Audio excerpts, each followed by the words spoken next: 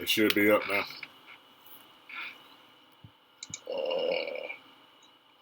Where is it up? It should be on both the pages. We Play Baseball and the National Scouting Bureau page. Yeah, I got it on mine.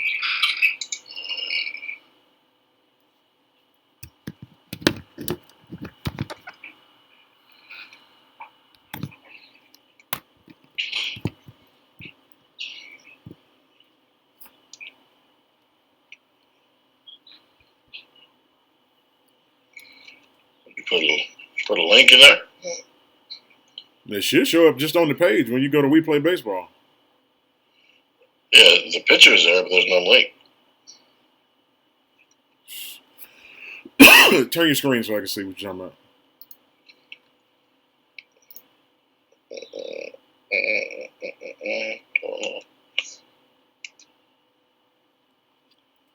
It should automatically be live on the podcast on the deal. What you talking about, Carl, on Facebook? Yep. Let's see.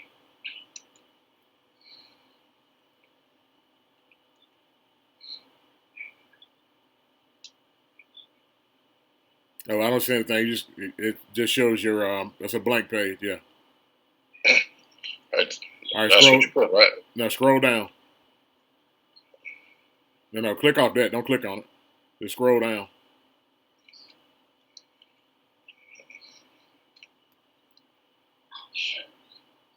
It says we live. Yeah. Keep going. Keep going. It's at 41 minutes ago. We Play Baseball is live now, and it's a countdown. Right.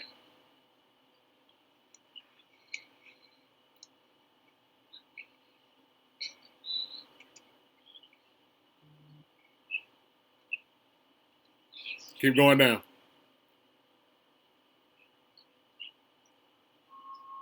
Keep going. Just keep going. There it is. Okay.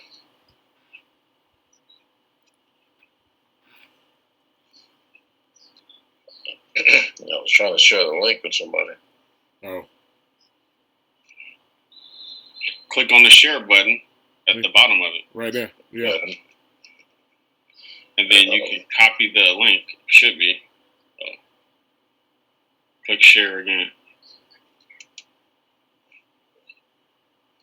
Oh no, that's sharing to your page. I'll share that. Let's try that. Cancel.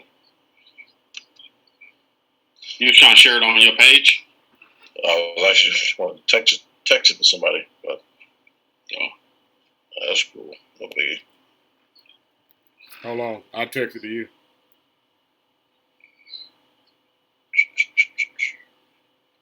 See, if you have it on your phone, if you go to it, it'll say more options. You can click more options, and you can text it to someone or whatever, or tweet it or whatever. All right, swap back.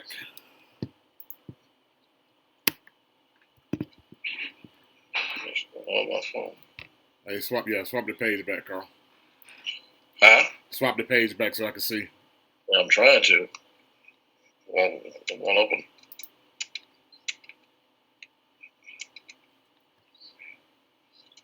Yeah, let's do this.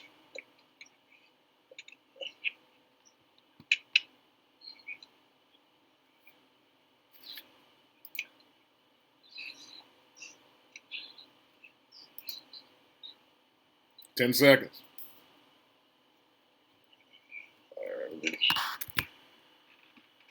Bro, you finna mess it up.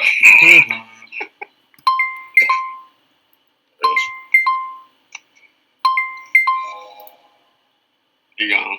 Yeah.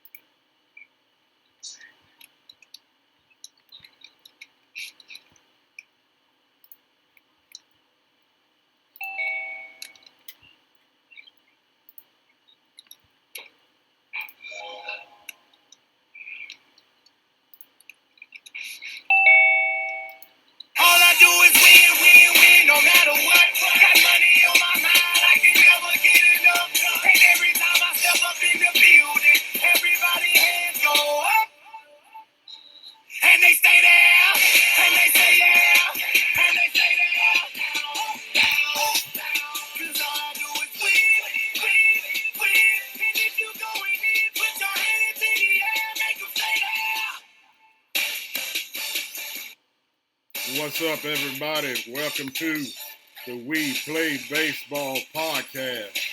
I'm your host, Rod White. Up here on the ones and twos today, I reckon you can say. Playing music in the background, trying to get this thing rolling. What's up, fellas? How y'all doing? What's going on? Let me make some swaps here and we'll get this thing rolling. Turn your mic up a little bit. Turn my mic up a little bit. I'm having a little bit of a difficulty doing that for some reason. Yeah. All right, let's see. Maybe it's my cheap computer. Oh, it's you. Ah! Guess so. Yeah, I'm having a little bit of a malfunction real quick here. But guys, hey, how's everything going with you fellas today? All right. Everybody good? Still quarantine. Little quarantine, that's about it, huh? Yeah. Uh-oh. We're not showing. There we go. Hey, there we are. Something. Did a little quirkiness right there. But how's everybody doing? Good. We got people coming in. Bobby Miner's on. Norris. Hey, Teddy, what's up, bro? Sam Nichols, what up, brother? Ted, what's going on, man? Hope you guys are doing well out there today. So, just give you a little bit of background information real quick here, guys. Let's kind of look at the our lineup basically for today. Well, let me give you this information first, guys. You can tweet us at WePlayBaseball to ask questions, or you can text us at 334-249-2290.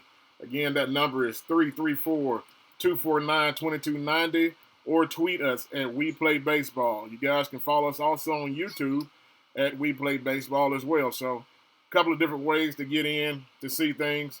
I'm actually learning how to run this thing a little bit better, guys.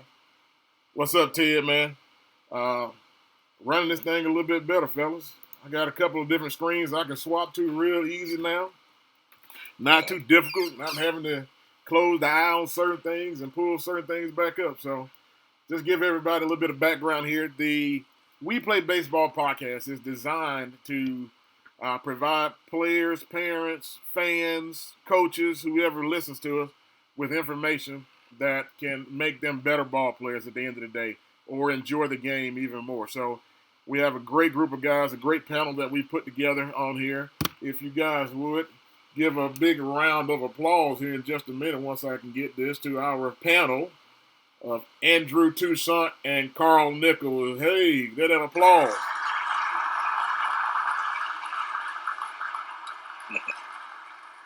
We got sound effects. We got a lot of things going on these days. So, again, as we always do, we give you the background. So, Andrew, if you kick it off, just give everybody a little spiel of who you are, what you do, what you bring to the table. And, Carl, you can follow up after him, and we'll just chat for a minute because we're bringing our guest on, Steve Springer, at about 6:15 today. So, he should be calling in, zooming in. Actually, he's going to zoom in with us, and we'll be able to see him, and we'll be able to chat back and forth with Steve and kind of go from there. So, guys, you take the floor. Andrew Toussaint. I'm with the West Coast Supervising Scout for the New York Mets. Been scouting for the last 8 years. Before that, I was an instructor at the Compton Youth Academy for Major League Baseball. Played college baseball at Cal Poly San Luis Obispo and Southern University. Played 5 years in the Angels organization, 2 years in Japan, Fukuoka SoftBank Hawks, and again, now I'm just scouting. So. Gotcha. Carl Nichols.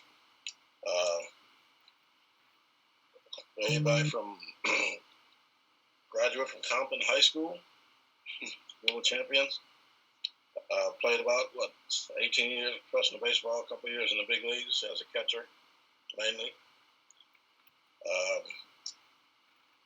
I've been coaching for the last 20 or so years, off and on. Formerly the coordinator of instruction at the Compton Urban Youth Academy, first one built in the country. And now I just kind of freelance giving lessons, coaching, mentoring kids, trying to help them get to the next level. Outstanding. And now I'm a reality star. We are reality stars, man. I never thought this would be the case, man. I used to hate watching reality TV, and now here we are, reality TV in our own right. Yep.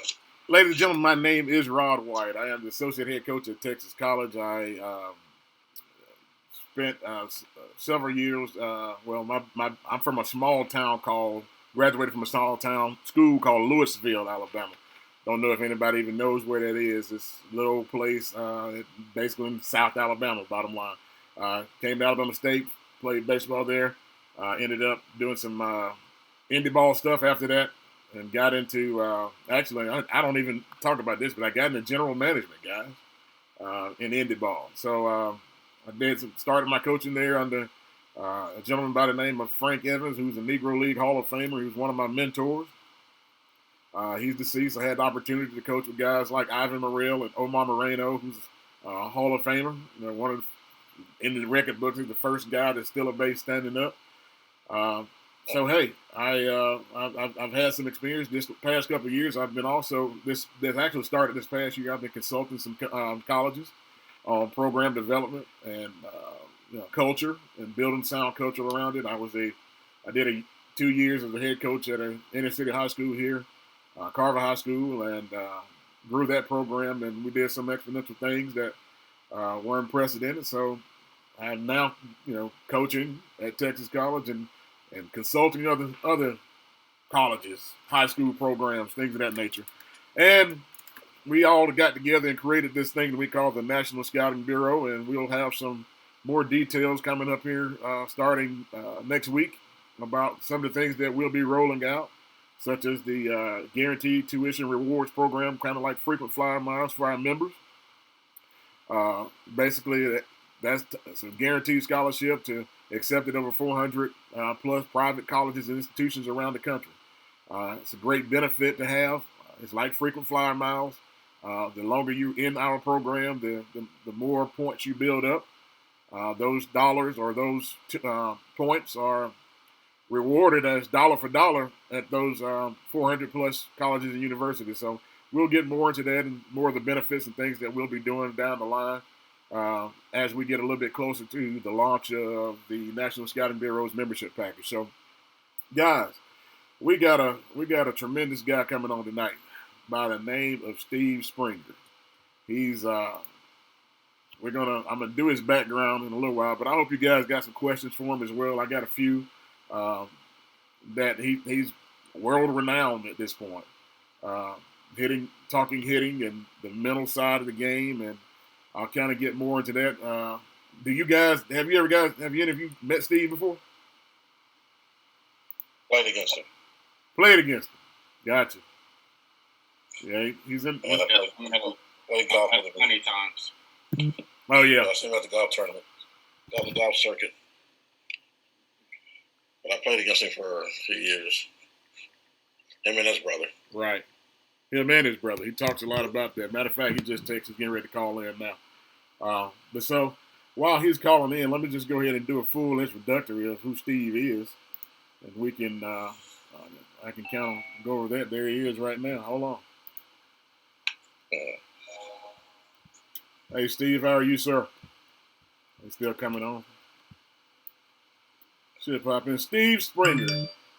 I think you may be on mute here. Unmute. Steve, how are you, sir? I was getting ready to. You hear me now? I can hear you now. I'm getting ready to do your intro real quick and bring you on in. Okay? Hold on a second. Let me see where I'm going to sit. All right. On the couch. Well, yeah, you can sit on the couch, man. We all confined to the house, man. So while you're doing that tonight, we have the distinct pleasure of sitting down and talking the mental side of the baseball and hitting with one of the best in the game, Steve Springer. Steve is the former performance coach and major league scout with the Toronto Blue Jays. After not starting, now this is something he's going to talk about tonight. After not starting in high school his senior year, getting cut in college, Springer still was drafted by the Mets after a breakout sophomore season. Steve played over 14 years of professional baseball and compiled over 1,600 professional hits, over 35 years in professional baseball as a baseball player, agent, and scout. He spent 35 years and has been in the business 35 years. Now he travels across the country talking about the mental side of hitting and baseball while working and training with major league stars, all-stars. And you know him, and you probably know him from qualityatbats.com, where his CDs and speaking of games and social media presence is huge. Welcome to the We Play Baseball Podcast, Steve Springer. How are you, sir? I'm good, brother. How you doing, Ron? Doing great. Glad to be here. Yes, sir. Glad to have you, man. On the line, we have also Andrew Toussaint, who is the Mets' current West Coast supervisor, and a guy that you had the opportunity to play against by the name of Carl Nichols. I thought I saw him. What's up, brother? So, Steve. I'm good. All good. So, talk a little bit about what's going on with you right now. I know how you're holding up in the pandemic, and how things are running for you. Well, it's been tough. I mean, everybody's got their problems, but I was, I lost about 6 speaking engagements in the last 2 weeks, and I'm that guy that I don't live to work, I work to live. So it's sort of hit me a little bit. But hopefully this thing, gets back into shape the next month or two, and reschedule some appointments, and hopefully get some more. I've been speaking all over the country the last 3 years, and I love it, man. I was at the Blue Jays my previous 8 years from that, and I was the mental coach working with kids. They got a new regime in there, and I lasted a year, and then ended up wanting to do this and going on my own and being like a major league coach to mom and dad and kids, and trying to help kids with the mental game. And it's been really fun, and I love it. And that's where I'm at right now. With this thing going on right now, it's tough. But like I said, hopefully it gets back for everybody's sake, not just mine. You're right, definitely. I know you just went into give more depth into your background, Steve, if you don't mind. There's a lot of people on here that are listening. Maybe be their first time getting an opportunity to see you, hear you. Go into your background, what it is that you do when you're going around and you're talking and working with players across the country. Well, everybody's got a story, and you got a story, Carl's got a story, right. Jan's got a story, we all got a story. I feel I have a good story. I was that guy that, I didn't start in high school. I got cut in college. I was 4'11", 90 pounds when I went into high school. I made the team because my brother was the star of the team. I got 3 at-bats the whole year, but I was on the team. My sophomore year, all my buddies went up to JV and varsity. I stayed on soft Rosh, got to play. I'd rather play at a lower level than sit the bench at a higher level. My junior, all my buddies are in varsity, and now I'm on JV, but I got to play some more. My senior year, it's my time to shine. I got nobody ahead of me. I'm 5'8", 140 pounds now. Right. So I grew 9 inches in high school. I just went from tiny to small. And, if I got nobody ahead of me, I'm going to show them I can play. And I ended up having a sophomore take my job. A guy named Bob Grandstaff, who played for Arizona State and played a couple years of pro baseball. And, so I didn't start, and when I go speak around the country, I talk to kids about, you're not too small. Everybody, this is the best thing about our game is, nobody's too small. And so anyways, my brother, who was an absolute stud, goes to Golden West Junior College, and I'm thinking the coach knows I'm coming there. He didn't have to call me because he didn't. And I went out for the team, and I got cut, which is sort of baffling how bad this coach thought I sucked. My brother's the best player on the team, and I got cut. So I got a job at Disneyland working on the canoes, and about 3 days later, my brother came home with a uniform for me because 3 guys quit. And I was 19 years old, freshman in college, on the team. I got 3 at-bats that year also. I coached first base again. And I ended up playing in the big leagues. And, when I go speak to try to inspire kids that you're not too small to get good grades, I went from a second-string second baseman to an all-conference shortstop in 1 year. I grew 4 inches when I was 20. And I don't really think I needed to grow 4 inches. I needed to get stronger. Yeah. And, working on the canoes, bro, you get stronger. Those things aren't on the track. So I was pulling people around and got stronger and had a full ride at UCLA, greatest 5 days of my life until I looked at my transcripts. I couldn't get in. I was a dumbass, so I couldn't get in. I don't know how I got in the University of Utah, and this is the best thing about baseball. There was 50 scouts in the stands. See Rick Aguilera, Wally Joyner, and Corey Snyder, all 15-year big leaguers. And I went 5 for 5 with a bomb, 2 doubles, and 5 RBIs. And scout never heard of me. He turned me in as an outfielder, and never played the outfield in my life. That was the very first day I played the outfield. I sucked in the outfield. But that's where he saw me. And I ended up getting drafted by the New York Mets in the 20th round. Signed for $4,000 and ended up playing for 14 years. And I spent 11 years in AAA and ended up getting 2 hits in each league in the big leagues. And, it doesn't sound that great until I tell you what I just told you. Now it's like, really? Right. I consider it like the baseball version of Rudy. I didn't start in high school, got cut in college. I was told my whole life, you're only here because you're brother, you're too small. And I wasn't. Right. So it's a pretty good story. That is. So let's get into this mental side of things here. As I told you when we talked, I said this podcast is designed to be an informative podcast, especially for parents and of parents of tomorrow's future stars, those players, and so forth. So in one of the talks that you've had previously, you talk about baseball being the biggest self-esteem destroying sport in the world.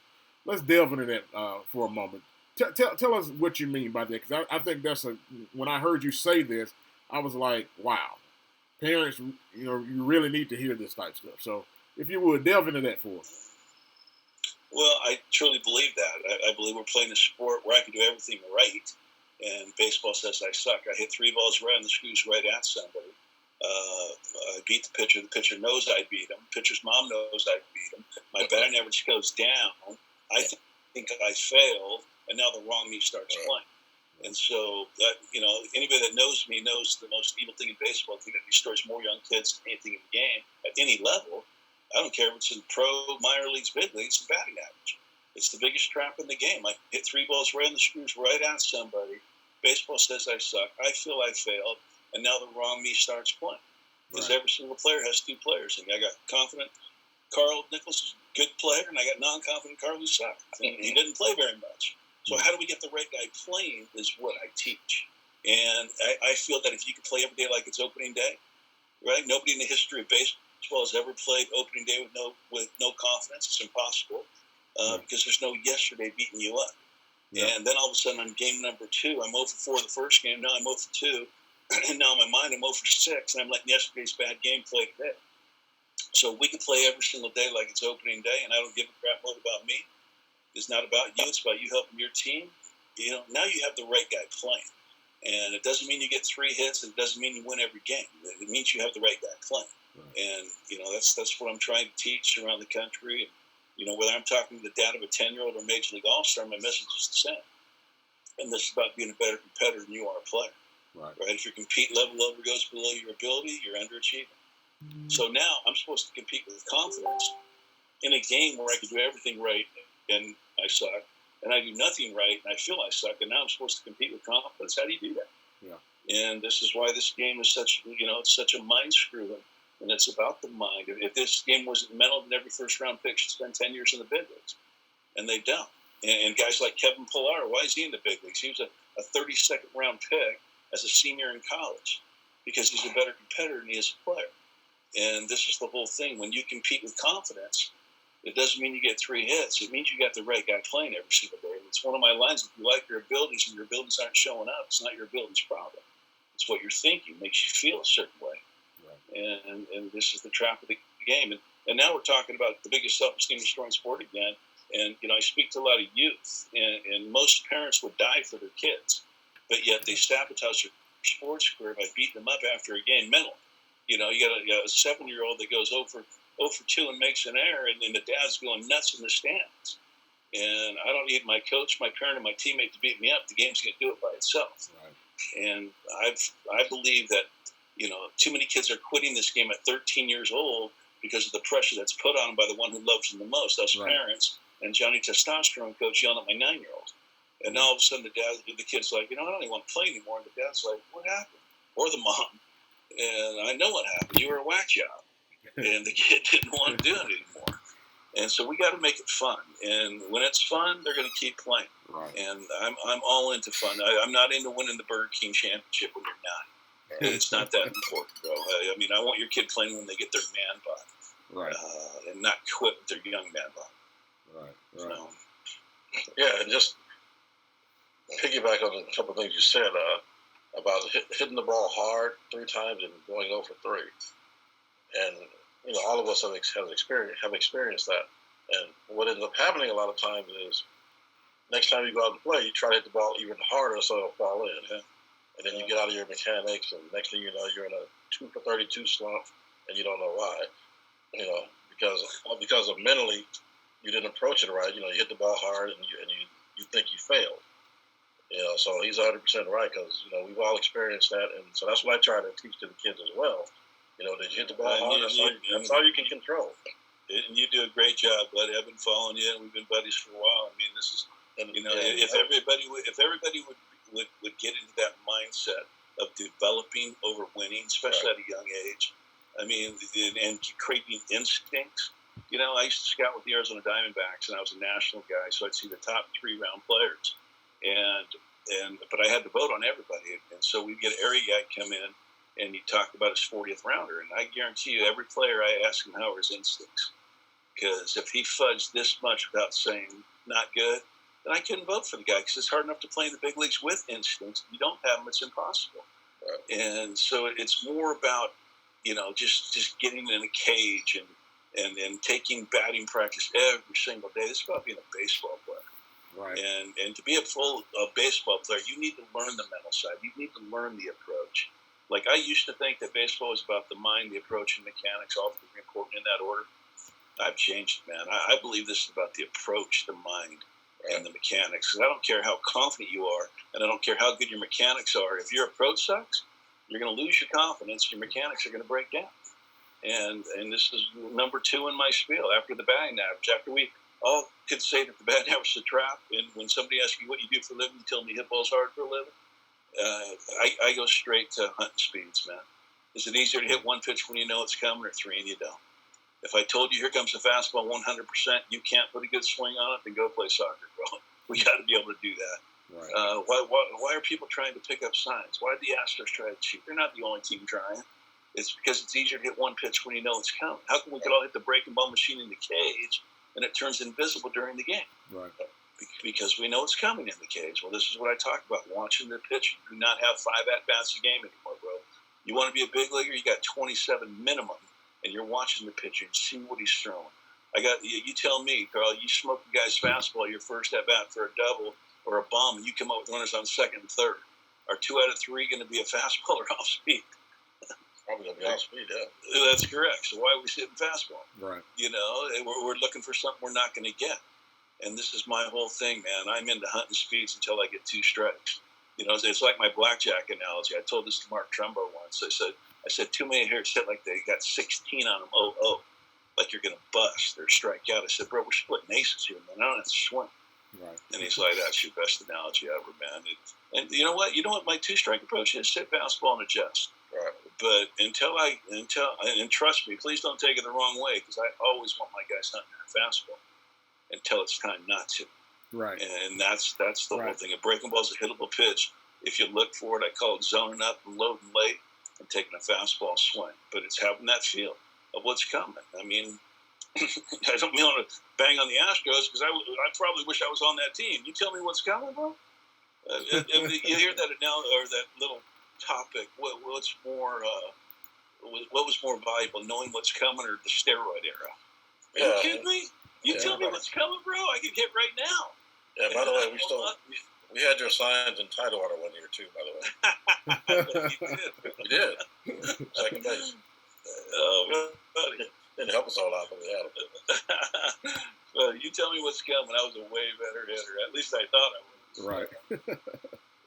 But I mean, there's just so many aspects to the mental game, and you know, I talk about watching the pitch. I talk about hunting speeds. I talk about, you know, where we attack the baseball. For me, it's on the inner half of that baseball, taking controlled, violent swings. because that's what hitting is, man. It's controlled violence. Mm-hmm. It's not violent violence. It's not control. It's a controlled violent act to hit a baseball. And I talk about breathing and slowing the game down. And, too many guys have that, they're that Johnny high heartbeat guy out there. Yeah, you make me hyperventilate watching you play, man. I mean, baseball players are going to be your best athlete with their heartbeat between 60 and 80 at all times. The only time I want your heartbeat over 80 on a baseball field is when you hit a triple. Everything else is nice and loose and relaxed, and the mind's at 100%, but the body and the heartbeat is slow. Gotcha. Good stuff. Real good stuff, man. On the and again, I sat back and took some time today and just was listening to several of your other podcasts. So here's a question that I have, or kind of want you to kind of talk into it. On the mental side, you talk about players putting things into perspective and getting great at showing up for the program or school that you're currently at. With this whole deal, I think Coach Polk yesterday spoke on the opportunities that may be there, or the opportunities that may have been taken away due to the pandemic that we're dealing with and the virus and whatnot. So when you say getting great at showing up for the program or school you play at, talk about that for a minute. What does that mean? Well, I think it's like everybody's looking for their next job. It's like in life. I mean, you know how you get the next job if you're in high school and you want to play in college? You play for your high school team, right? Good players don't get missed, yeah. Right? Everybody, I got hosed. No, bro, you can't play. Like, the scouting is so good right now that good players don't get missed. You get the college guy that wants to get drafted as a junior, and then he gets draftitis because he's worried about the draft more than worrying about helping his team. Yeah. And I know the feeling because at the end of my career, I was trying to go to Japan, try to make some money. And I knew there were Japan scouts in the stands, and all I could think about was them in the stands. And I didn't have a very good game. If you could play to help your team win the game every single day that you play, when you finally figure out this is not about you, it's about you helping your team, I'm telling you, that's when you got the right guy playing. It doesn't mean you get 3 hits. It doesn't mean you win every game. It means you have the right guy playing every single day. Right. And when you buy into winning, Carl was a winner. I was a winner. My first 10 teams that I played on, every single team I was on was in the playoffs. And the last 4 years, no playoffs, it sucked. You want to have fun in this game, you win. Yeah. Yeah. And I was, one of my favorite compliments I've ever gotten in my life was from Augie Garrido. He's amazing. I'm wearing this Texas shirt right now. Right. I mean, God bless him, passed away. Right. He said it's his favorite quote he's ever heard a coach say. If you can play every day, and I don't give a crap mote about me, and you play every day like it's opening day, and get 25 guys playing with that mindset, bro, you are going to win some games. Right. He said that's brilliant. And it's right, man. What's the alternative? Making it about you. How many hits did I get today? Yeah. Oh, yeah. And then you go 0 for 5, and then you go take extra BP, and we got you fixed off the 60-year-old throwing 60, and then you're broke again when the game shows up. Right. You guys throwing 97. It might be at your head, but it might be a slider in the dirt. Right. This is all about, man, competing with confidence. Every time I speak, I meet kids when they come in. I give them a wristband that says opening day every day and compete with confidence. And just little reminders. See, we give ourselves too much credit to remember what we're taught. How did I come up with all the stuff that I teach? We didn't come out of the womb with it. I mean, I learned it. I had a guy named Tommy McCraw. Did you ever know him, Carl? Oh, yeah. Yeah, I mean, this guy changed my life. Yeah, he changed my life. He'd come into Tidewater. He was a mental hitting coach, and he'd be there for 3 days, and I'd be locked in, and then I'd carry it for 3 days. But because I'm an idiot, I'd forget. And as dumb as I was smart enough to realize when that guy was around, I was good. So I brought a tape recorder up to his room the next time he was in town, and he talked to me about me for 20 minutes, and it changed my life. It was, if I was in my car for 7 years, it was on. Because we give ourselves too much credit for what we're taught. And I remember him asking me, he's like, Spring, when's hitting start for you? And I said, Tommy, when I'm in the on-deck circle, I can really see the pitcher. And he looked at me like I was the biggest dumb. He said, Spring, hitting starts when you pick up the paper in the morning to see who's pitching. Right. You start visualizing yourself hitting missiles off this guy. Because the mind doesn't know the body's not doing it. And I'm like, whoa, okay. And it changed my life, man. And then now I'm hunting speeds, and I'm playing with confidence. I'm trying to help my team win. It was because my first 7 years being a low draft pick, you think you always got to hit 300 to play in the big leagues. And, that's the biggest trap also. I mean, Ben Zobrist got my CD when he was 25 years old. He told me I was at a Christian retreat with my wife. I'm a 7-man group called PAO, and I didn't know anybody, and I had to introduce myself. I said, my name's Steve Sperm, the mental coach of the Blue Jays. And I see this 20-year-old kid just smiling. I said, you got my CD, don't you, buddy? He's like, I can't believe you're here. He says, I can't wait till I tell my brother-in-law you're here. He's going to flip. I said, who's your brother-in-law? He said, Ben Zobrist. I meet Ben that night. He couldn't believe I was there. He gave me the biggest hug. He said, you changed the way I think. He was 25 years old, in Double-A, beating himself up, loved his ability, and couldn't get out of his own way. He heard my CD about the batting average being the biggest trap in the game. He did the 4 things I talked about: walk up to the plate with confidence, with an attainable look at 12 hard, attack the inside part of the speed you're looking for, and you're there to help the team there. That's all he focused on. And 2 years later, he was a Major League All-Star. Yeah. And he get better physically at 27. He got out of his own way, and this is the whole thing. If you like your abilities and your abilities aren't showing up, it's not your abilities' problem. And there's very few first-round picks that scouts missed on ability. What they missed on was the compete, the makeup, and the aptitude of a player. Right. Yeah. I tell guys all the time that if you want to really be good at this game, learn how to win without getting 3 hits. And then Say that again, Carl. I said, I teach kids to learn how to impact a game without getting 3 hits. That's awesome. That's with your base running, your defense, or whatever it is. There's more ways to win a game, help win a game, than just getting 3 hits. So I agree 100%. When I talk about my defense and my spiels, I mean, let's say I'm playing center field and I make an absolute wedge jam with the bases loaded, 2 outs, and saved 3 runs. But yet I went 0 for 3 with 3 strikeouts. That's 1 for 4 with 3 RBIs in my book. 3 RBIs, yeah, exactly. Right? That's the same thing as a 3-run double, but we don't think that way. Right. We always want to just hit and then go in the cage. And, if you're just a cage rat, bro, and you're not learning how to play defense, not getting stronger, it's like every other time you want to go hit and you're in college and below, go do some defense, go lift weights, get a new body, and now become a baseball player. Yeah, I became a better catcher. When a coach told me one time, every time you block a ball in the dirt with a man on third, that's an RBI. Yeah, that's beautiful. And when that day on, I became better at blocking the ball and just catching in general because of that. Yeah, and see that you'd never forget that, and that's the best thing about hopefully what we're doing and putting nuggets in kids and parents. I believe parents need to know what we know, because the parent is the kid's number 1 coach, because he lives with them. I don't care if he's a plumber. He's his number 1 coach. You want your kid to be a big leaguer, bro, you better learn what big leaguers did and how to help your kid. Like if I need a plumber, I ain't calling Paul Goldsmith. I'm calling the plumber, bro. So it's like, it's vice versa. It's the same. It's trying to, get better at what we want to be. And, there's so much information out there, and there's a lot of crap out there, but there's a lot of good out there too. Yeah, and that's and for us, that's one of the reasons. Like I said, when I told you about the podcast, I just think there's an opportunity for parents, players, all these guys to sit back now during this pandemic, especially where we don't have anything really to do.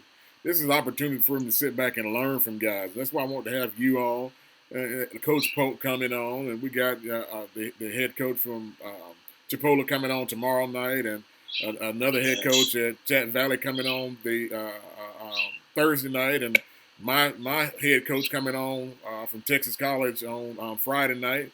Next week we bringing on major league guys, first round draft picks, and like Hunter Green and his mom and dad are coming on to talk about that side of it for parents. So this whole deal was designed to provide information, not just talk. You know what I mean? Not just come on and talk.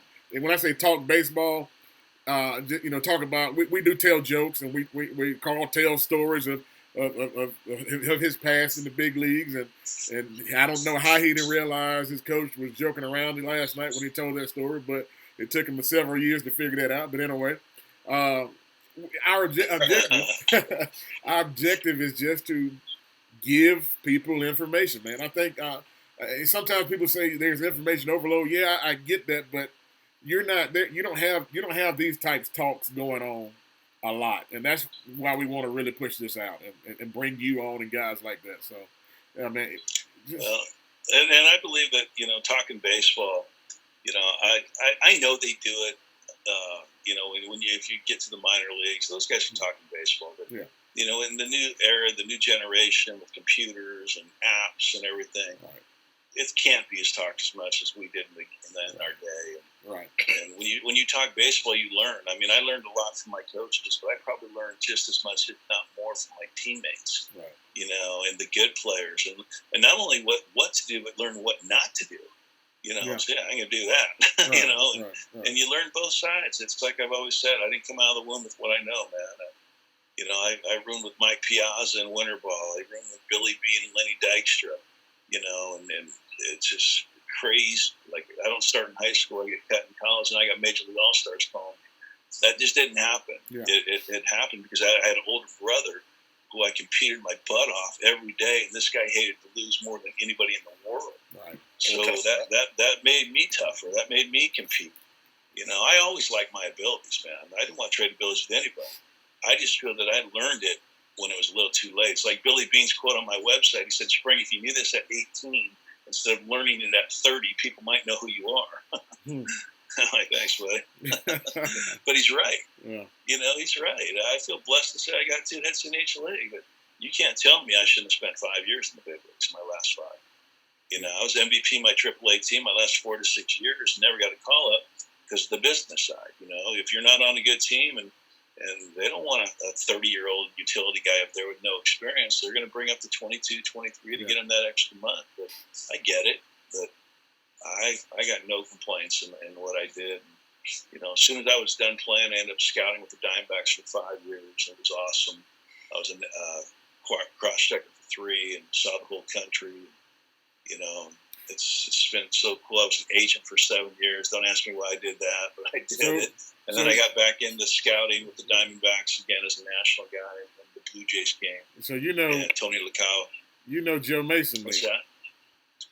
Yeah. It's been a while, but I worked with Joe. Yeah. I was an original scout with Diamondbacks 2 years before they had a team. Gotcha. And then I stayed another 3, and then I left right before the World Series. Stay hot. Yeah.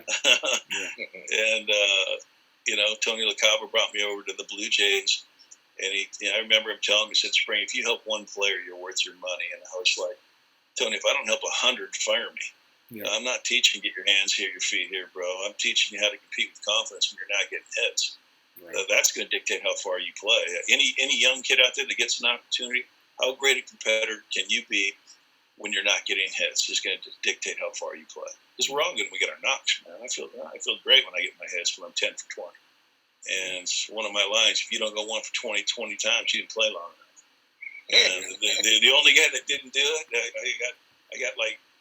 I was on Twitter, and Tony Gwynn, his biggest hitting streak without a hit was 0 for 19. So anybody but Tony Gwynn, I got to put that in there. Right. Everybody goes 1 for 20, man. That's a 4 or 5 game series in pro baseball. Yeah.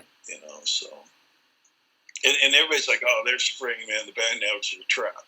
Well, I'm trying to help you hit your highest batting average, by the way. Yeah. There's not a confident batting average stat and a non-confident batting average stat. It has no brain. Right. The batting average doesn't know who's showing up. Right. Could I at least get the right guy showing up to get a higher, percentage of getting hits by hunting speeds, by getting a confident player?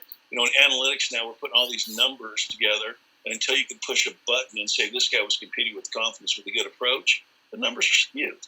Yeah. They're putting everything together, and I'm just, until there's a hard hit contact title, like I netted more balls than anybody in baseball. Line out sucks, right? Carl, you ever line out and somebody says way to swing? You're like, yeah, right, save it. But if they gave it away an award at the ESPYs, like I netted more balls than anybody, then when somebody says way to swing after lining, you say thank you. but it's not that rare right now. You were a tough out when I played against you. I appreciate it, buddy. I appreciate it, man. I was a red ass early in my career where I would always get mad, and then I was just like, really? Stop being an idiot, man. Well, you still got mad sometimes. I did. How many years in AAA did you play? I was at 4 or 5 years. And how many in the big leagues? 2.5. I spent 11 years in AAA. Everybody's like, how do you do that? And I'm like, 2 reasons. I knew the alternative, getting a real job, and I felt I was good enough to play up there in the big leagues. Yeah, and people, AAA, what people don't understand, you got to be good to play 11 years in AAA. Yeah, there's some good players, man. Anybody on the team could go up and hold their own for a couple of weeks easily. And my last game in the big leagues, I went 2 for 3 with a double, and got sent down before I put my hat in my locker in Frisco. Like 5 days before September, I'm thinking I'm there for good. I hit like 290, 16 bombs, and I get called in the office after the game, and they said, "Hey, we're gonna send you down. We got to bring a pitcher up. We're probably gonna call you up in 5 days." I'm like, great. Well, 2 days later, I was with the Mets. They traded David Cone to Toronto for Ryan Thompson, some stiff named Jeff Kent, and I'm out. No call up. Jeff Kent stole my parking spot, but he turned out to be a pretty good player. Yeah. And he was, and like I said, he was 23. I was 32. Yeah. So they weren't worried about my career at that time. But like I said, I feel blessed that I got there. That's awesome. Andrew, you got anything? I'll add to the story. I'll tell a story about myself. About how I was always, throughout my career in the minor leagues, just always a tinker. I was always looking for something.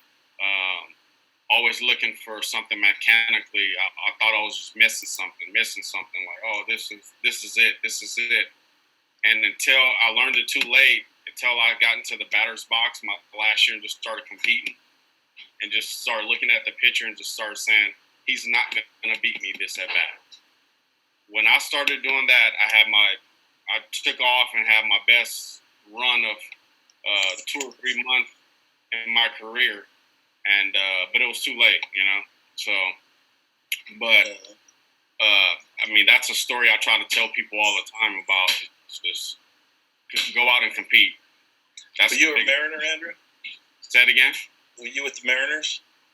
No, with the Angels. Oh, you played with the Angels. That's right. Yeah. What year did you sign? 2004. Okay. And when did you retire? I was released in 2009 and then played 2 years in Japan. Okay. And then, so like 2010. Yeah, I believe I scouted you in 2009 at the end of your career. Yeah, Right. because I was with the Blue Jays and I had the Angels system, so I knew your name and everything. But yeah, so Tucson's a perfect example of thinking too much. And this is a guy that hit 20 home runs in rookie ball his first year. It was 20, right? How many did you hit? I hit 20 in low A. Low A. Yeah. And he didn't have the confidence to know that you could probably hit that same 20 in the big leagues. Right. Because I used to throw in BP all the time, and I just sit there and just marvel at why is this guy not playing in the big leagues? Get easy power to all fields, But the middle part of it, we take ourselves. What round draft pick were you, Andrew? 13th. Okay, out of where? Southern University. Okay. Yeah, you have ability, bro, and that's okay now. Now we teach it. Now we, you try and help kids at a younger age get what we didn't get until it was too late. Right. I can't tell you how many kids that I used to coach, and now they're out of the game, and now they're coaching what I coach now. Right. And like I said, just think if you would have played every day like it was opening day. And I don't give a crap. You get rid of stats. Stats are the most evil thing in baseball now. When I can do everything right, and baseball says I start right there, we got to know it's a trap. Yeah. And when I talk to my guys that call me, I tell them the only stat I want you to figure out and bear down on is how many games in a row can you compete with confidence to help your team win. How many games in a row can you do that? And it's easier said than done if you play every day like it's open day and you get rid of stats. But what happens if you're playing for stats and now you go 0 for 4 and then you're 0 for 4? You think that third game you're playing with the same competent player? There's no way. So that's the whole thing. Is everything that I teach is how do I get the right guy playing tonight? If we had a game tonight, all three of us would be able to compete our asses off with confidence, and we're old and I'm old, and because there's no yesterday beating us up. Right. And that's what happens, not only in baseball, but in life. We let yesterday beat us up today. And it's a trap of baseball. It's a trap of life. I got a new game, new pitcher, new hero every single day that we play. And I'm letting yesterday's 0 for 4 off of Roger Clemens affect me, how I feel today off the guy that's not as good as him. Yeah. But we do it because of stats. Yeah. And, it's a trap. Well, Steve, man, we really do appreciate you taking the time out your schedule to come on with us. Do me a favor here. Tell everybody about your CDs and your books and things that they need that they can get into. Tell them where to go to get this stuff. But thank you. Everything's quality at bats, man. I believe it's the biggest no-brainer. I'll send it to you guys for free, but you get everything I made, all my audios. I got a DVD. I wrote a book, and it's the same stuff that Major League All-Stars listened to when they were in college, and for the price of a half a hitting lesson for $40. Yeah. It's coupon code MLB40. MLB40. Get everything I made for $40. I try to call everybody up and thank them, and say hi. And, it's like I said, if you like what you heard today, there's so much more. I got an online academy called QABacademy.com with over 100 audios and videos, and it's like $80 for the year, and you can go in there every day, and we keep adding content every month. And I got a guy named Mark Brooks that could steal my identity. He's my assistant. He's awesome, but you know what?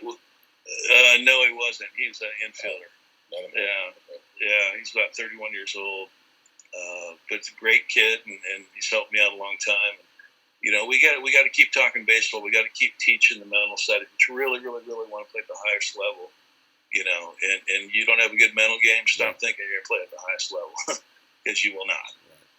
But I appreciate it, man. I'm glad I came on, and hopefully we can do some stuff in the future. Oh yeah, definitely. We definitely don't get you tied in. We definitely appreciate you coming on, guys. You can go out on the website qualityatbats.com. You can pick up the material, and the coupon code again was MLB40. MLB40. Yep. The coupon like code Major League Baseball 40. MLB40. Everything I made for $40, and it's money back guaranteed, man. Absolutely. It's going to make you a better player. It's going to make you think. And I believe parents need it almost as much as kids. Yeah. Because like I said, they're the kid's number one coach, and they need to figure out that. Every parent wants their kid to be put in a microwave instead of an oven. They all want it right now. Yeah. And it's okay to be a 24, 25-year-old big leaguer, bro. Mike Trout's a freak. Yeah. Okay? Very few of them. So go to high school, go to college, get your education, marry smart. I always end it, man, when I talk to these players, I go, hey, I hate to be the bearer of bad news here, but not everybody here is going to be a big leaguer. But, don't tell me you can't get an education out of this game. And when you go to college, you make sure, you throw a girl a ball and she fumbles it, bro, you pass. I'm thinking about your kids, man. Marry an athlete. Now your kid might be a big leaguer. Sort of true, man. Good stuff, my wife's dad's like 5'7", bro. I never met him. There's no freaking way I'd marry her if I knew that. I'm kidding. Wow, I love my wife. I've been married 30 years, bro. Right. Well, Steve, man, it was great having you, man. It was great to have you on the show, man. We definitely will have you back on anytime you get ready. Just let me know. And, we definitely, I'll definitely stay in touch with you, man. And yeah, we'll publish that and we'll get that out on the website as well, and make sure guys are going to it to order the books and order the material, man. So we really appreciate you, Steve. Steve Springer, ladies and gentlemen. God bless you guys, man. Thank you. Thank you. All right, Steve. We'll see you, bud. Yeah, man. Bye. So, fellas, another great show. Yeah. Steve Springer, ladies and gentlemen, come on tonight, talk to the mental side of the game and how you can get his material is QualityAtBats.com, and the coupon code is MLB40. QualityAtBats.com, MLB40 is the coupon code. So, guys, let's follow up. Andrew, your thoughts? That's he's tapping into a part of the game that you don't see too much people talking about. Yeah. Everything is about the physical attributes of a player, how he's moving, something tinkering with the physical parts of the swing process. Not a lot of people talk about the approach and the mindset of just being a good competitor. You look at a lot of guys in the game that are really good. Everybody swings it different, you know. Right. But it's all about the guys who can compete. The guys at the top part, at the highest level of the game, are highly competitive. Yeah. So that's the biggest takeaway for me, just competing. And then I have, it was a huge part of my career. I wish I'd have competed more early. I have my physical abilities that took me a long way. If I'd have competed, I'd have got there where I was at faster, and I would have been beyond. So. Right. So true. Yeah. Yeah, same with me. And then, it's really something I try to emphasize with the kids, especially the kids who are going to be playing college and pro ball. Because one of the things I tell them is that eventually the talent's going to catch up to you. Yeah. So at that point, how do you give yourself an edge over a guy who's just as good as you? Yeah. And that's where the mental part comes in. You face a guy and you're 0 for 3, well, how are you mentally in your fourth at bat? Because your fourth at bat, you might have a chance to win the game. Yeah. So I really try to focus on that mental part of the game when I'm working with these kids, talking with these kids. And then the other thing he was talking about too, about making sure the kids are having fun, and Drew knows this because we coach together. That's like the number one priority on our team when we coach. If you can't have fun in our dugout, then you don't need to be in there. Right. Because the game is stressful enough, so there's no reason to be have added stress, especially from your coaching staff. Right. So our dugouts are always fun. You take care of your business, but our dugouts are always fun for the kids, especially at the younger ages, because the wins don't mean anything. Do you? And that's a good question. I'm glad you brought that up. Do you? When you say having fun in the dugout, explain what you mean, because you get some kids who think that means I can run around, jump up and down, and play, as opposed to not being a part of the game and still having fun. So talk about that. Well, just for an example, we had a kid one time. You would know him if I said his name, but he was sitting down at the end of the dugout, and he wasn't talking to anybody. And I went down and I said to him, "You're allowed to have fun in the dugout." And he says, "Oh, my dad said I need to focus on the game and not talk to anybody." and I just shook my head. But having fun, when you can celebrate. When you do something good, you can celebrate in the dugout. In between pitches, you can tell jokes to each other, or most of the time they're talking about baseball anyway. Right. Or I try to get them to. But every once in a while you can tell a joke to each other, that kind of thing. And and just staying loose, Right. So Staying loose, laughing. It's okay to laugh when your teammate mess up, trip on the base or something like that. Right. You don't have to keep a straight face for something like that. Well, that's when a kid focus, talking about the game. Yeah, the kid makes an error. We never yelled at the kid for making an error, physical error. And then sometimes, especially with younger kids, those errors can be pretty funny sometimes. Yeah. So kid comes to the dugout and other kids will laugh at him, but he's not afraid to go out and try next time because he's not going to get yelled at. So we always keep our dugouts loose. Now when we get older kids, 16 and 17, and those guys are pretty serious, it's still loose, but it gets tightens up a little bit as they get older. But we still keep it loose. One of the funniest guys. In fact, we should have him on the show next week. DeMarcus Evans. Right. You know who he is, right? Yeah, definitely. He is the most intense and the funniest dude all in one.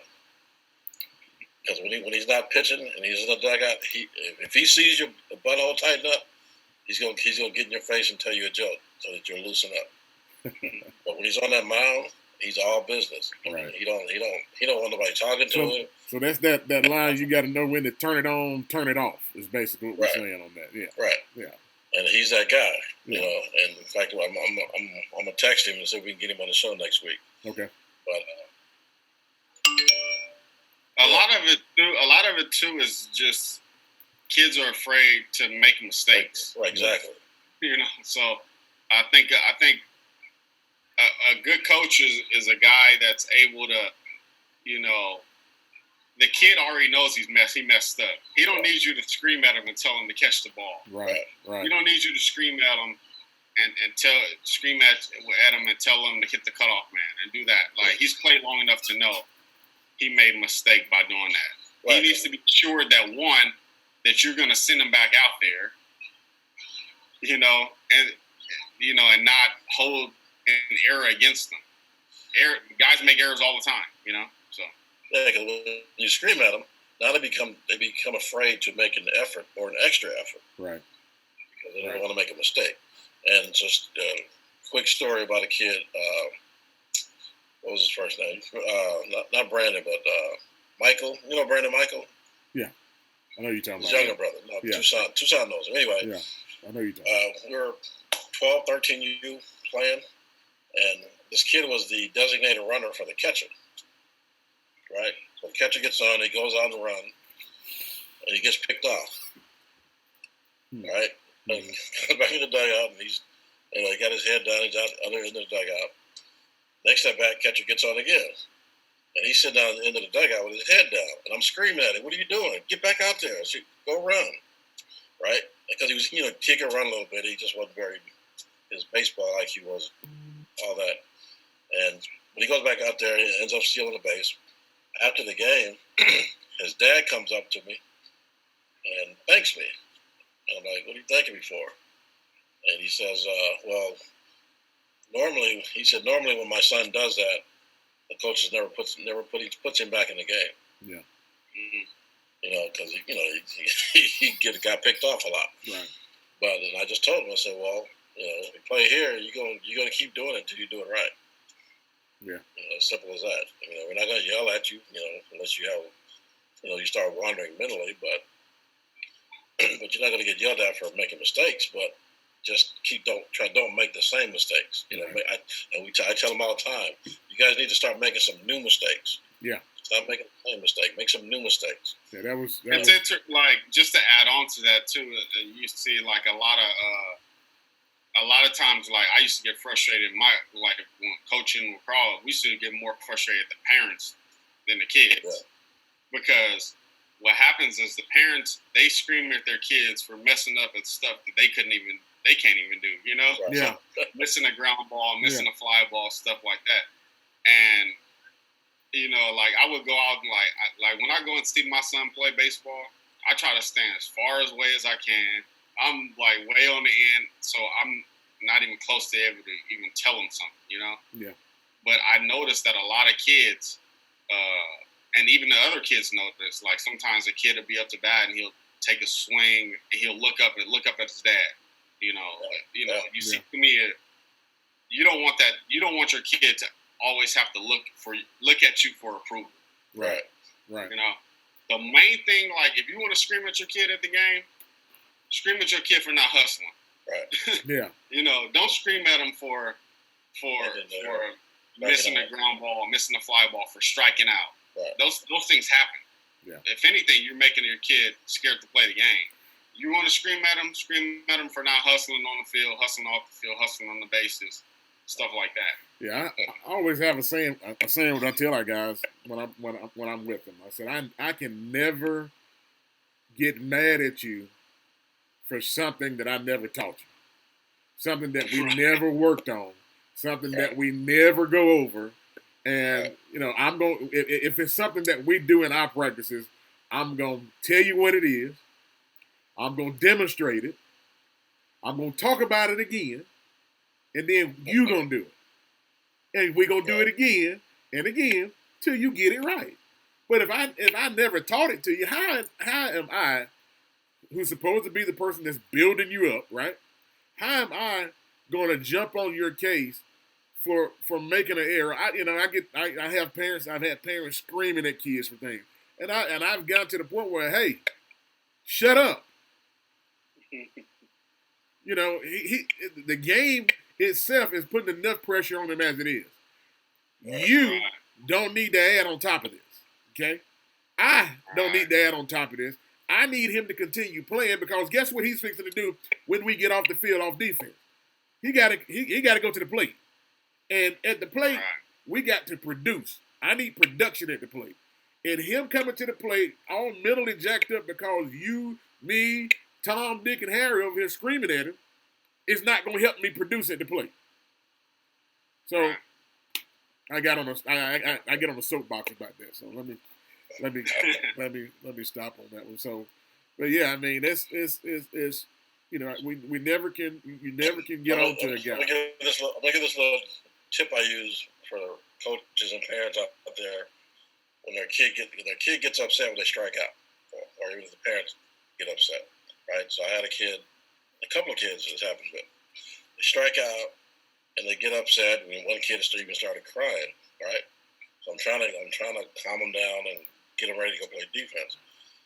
And I ask them, I tell them everybody strikes out.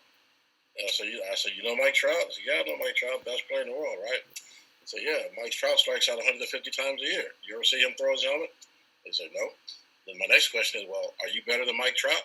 They said, no. Well, then if he doesn't throw his helmet, then you shouldn't be throwing your helmet, or you shouldn't be crying.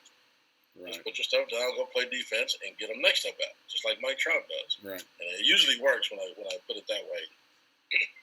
That's funny. I had a similar story like that too with this kid. I was helping my son's travel team one year, and I'm out there coaching as a kid. Kid's really good right now. This was like 3 years ago, and he struck out. Every time he struck out, he's crying. I'm like, I don't know the kid that well, so at first I'm like, all right, whatever. That's maybe his thing. And so by the third strikeout, he's just bawling, and he's like crying so hard he can't put his catcher's gear on and stuff. So I go up to him like, man, what's the problem?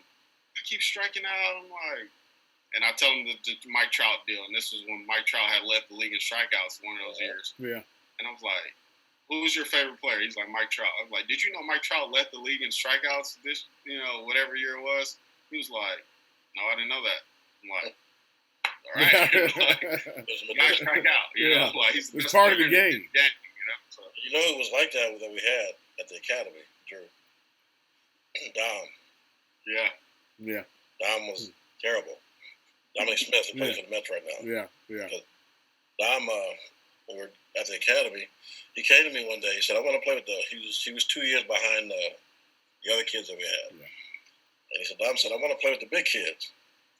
And I told him, I said, well, you can't play with the big kids till you stop crying. Because he would cry. If the wind would change direction, he'd start crying. Right? Right. Well, I told him, I said, when you stop crying, then you can go play with the big kids.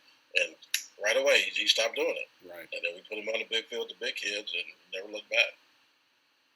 But you got to find out what motivates each kid. A lot of that is just competitiveness. Yeah. And the kid he don't know how to channel that competitiveness, so it just turns into crying. But I was the same way. I used to cry and throw my helmet and all that stuff. But I got whoopings when I did it. So. You and me both. 2020. We may need to bring back some of the old days for this, though. I'm just saying. But yeah, guys, hey, great show, man. Ted said, great job, Coach Rod, Andrew, and Carl. Thank you, Ted. David Gacho, Arthur Clark, Raphael Skeet, Sylvester Peck, Lindsey Hill, Kane Sutton, Arsenio McCann, Chris Evans. Oh yeah, that's Dunye's dad. Yep. Sam Nichols, Kerry Hayes, Andrew. Oh, that's Andrew. Yeah, y'all on here too. We had a group. We need to get Dunye on the show. Yeah, we need to get Dunye on the show. I'm Chris. If you're still on, man, I'll call you later. We need to get Dunye on. And that kid, you talking about work ethic. That, matter of fact, let me tell a story. I'm not gonna call any names on this one though. So this kid came to Montgomery. I'm not calling any names of what schools or anything like that. I'm just gonna say he came to Montgomery. He was 14 and he was playing on an 18U team, right? So the kid is at this time, I think he was about 5'11", about right at 6 foot when he was here, right? And he was throwing 80, I'm gonna say 83 to 85, somewhere along that, right? And I talked to a couple of coaches and whatnot, and they were like, I said, hey guys, y'all need to jump on this kid early. I'm just telling you, jump on this kid early. Never did talk to him. And I was like, oh man, y'all missing something here, right? Turns out the kid signed with Vandy. Signed with who? With Vanderbilt. Committed to Vandy. So I'm just saying, we're talking about Slim. And I'm like, guys, I mean, you missed out a great opportunity because he wanted to actually go to this particular school, which was the reason he was there. But they looked over him and didn't give him an offer or didn't talk to him, and now the kid is signed with Vandy. So I mean, you just got to think about it. I mean, I definitely want to bring Slim on. His season got cut short this year because of the pandemic as a high schooler, and I'm pretty sure him being at Redan High School, I think they would have brought home this championship this year, which would have been a big thing for him. So to all those kids out there, like Steve talked about it, man, listen. You got to be competitive. You got to compete. And when I was actually talking about his work ethic, man, if I'm going to start posting when his dad posts these videos, I'm going to repost them because nobody is telling him that he has to get in the weight room. Nobody is telling him that he has to go run and do his sprints or do his bands or long toss or whatever. He does that stuff because he's just that competitive and he wants to win. And when we get kids that are like that, we definitely gotta help get those kids noticed, get them promoted, and get them, make sure they're on the scene. And his dad did a phenomenal job of videoing his workouts and videoing everything that he does and posting it. And that's really how a lot of how he got seen. And then then being able to go to those events because they saw him, they saw the work ethic, they saw everything that he was putting into it. So that's kind of where we want to make sure that kids now understand that you got to compete, you got to put in the work, and if you want to be at that level, this is what you got to do. So again, we're grateful to have Steve come on talk this mental side of the game. Hey Kevin, how you doing, man? Like I said, I'm ecstatic to have Steve on. You can go to his book, go to his website rather, qualityatbats.com. You can get his material. It's $40 for all his material, the mental side, his tapes, his videos, everything is on there. Put in the coupon code MLB40. Again, the coupon code is MLB40. Major League Baseball 40. The acronym MLB 40. Okay? So you guys go on there. Hey guys, great show. Great show. I'm really ecstatic about this show. Our Facebook views, all this stuff is going up. People are really buying into excuse me. People are really buying into the concept of what we're doing. And it's growing. So obviously the information that we're giving is falling on ears that are willing to listen and willing to learn. So we just gotta keep pushing along. Tomorrow's lineup, let me go ahead and just do this before I forget. Tomorrow's lineup. You have Coach Jeff Johnson, head coach at Chipola. He's coming on talking JUCO baseball, recruiting, 3-time national champion, 3-time coach of the year, NCAA rather, National Junior College Athletic Association. Followed by Hunter Vick, who's the head coach at Chat Valley. He'll be coming on also talking the recruiting side of things on the JUCO level and player development. And on Friday, we will have my brother from another mother, Happy Macon, coming on to talk about Texas College, the Texas College program, and the things that they look for on the recruiting side on the NAIA level, which, I can just go to tell you, we look heavily at trying to trying to get D1 prospects. I can just tell you that. When I say D1 prospects, that team right now that we've assembled has 17, 18 plus D1 prospects on that deal. And I'm talking about 87 to 90, 92 arms with a couple of above that. So he's worked on building a great program out there, and we look forward to hopefully getting through this pandemic and making sure everybody stays healthy so we can get back on the field and play this great game of baseball. Last words, gentlemen. Good show. That was a good show. A lot of good stuff from Steve about competing. So. Again, we thank Steve. Again, you can go to his website, qualityatbats.com. Enter the coupon code MLB40.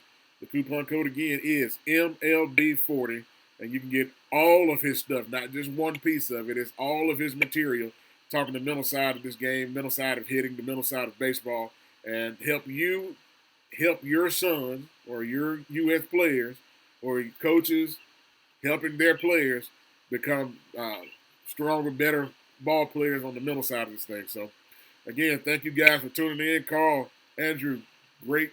Thank you guys for sticking with us and being on the show. You guys, we really appreciate it. Great dialogue, great information being put out there.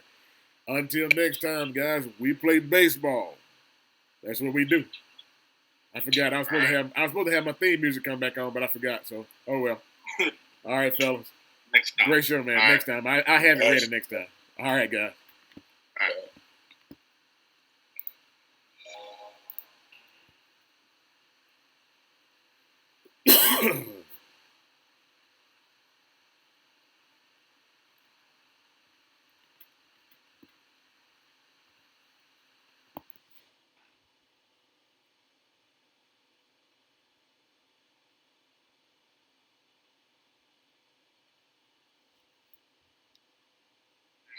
I have it ready next time. All right, guys.